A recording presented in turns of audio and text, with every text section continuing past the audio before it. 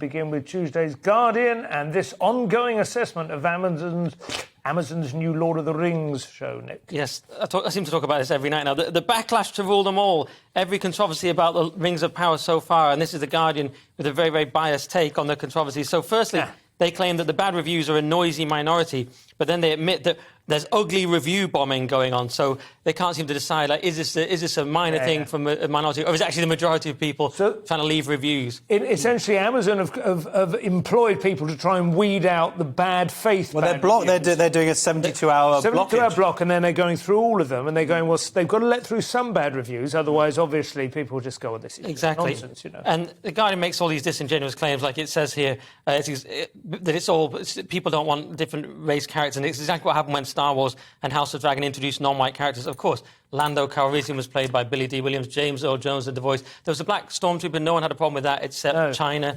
But the thing is, and then they mentioned a couple of other controversies that are going on. The thing is with this, I get in trouble for this probably, but Tolkien saw his works as histories. And of course, he's an English person writing about England and Europe at a certain time. So, of course, if you change the race of the characters, you are making a statement, you're making a deliberate change. And I think it's reasonable to say, well, why? Yeah. And then you go, well, because they believe in certain politics, diversity is a good in and of itself. It's just jarring, isn't it? He based his sagas, his mythologies, on Norse and Icelandic sagas and so on. He was interested initially in philology, right? The study of the emergence of people through their language. And initially, I believe, was mainly creating worlds in which he could, you know, explore the use of language in that kind of context. It's a pre-modern existence, so they weren't racially mixed societies. We now have racially mixed societies because we live in a modern world, and you could have a post-modern world. You could have a post-apocalyptic world that looked like Middle-earth, you know, after a nuclear Armageddon or whatever, in which the races have been flung around. But it is jarring. I know people go, oh, it's fine to believe in elves and dwarfs, but you can't accept that there's a black hobbit.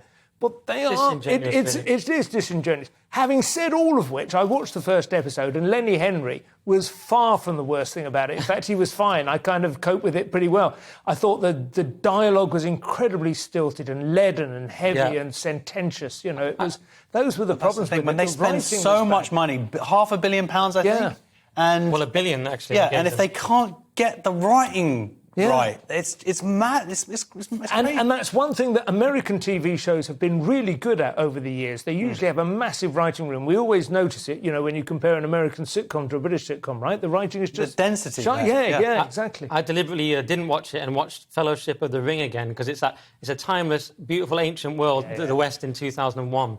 It is absolutely... Watch it with your mercenary friends.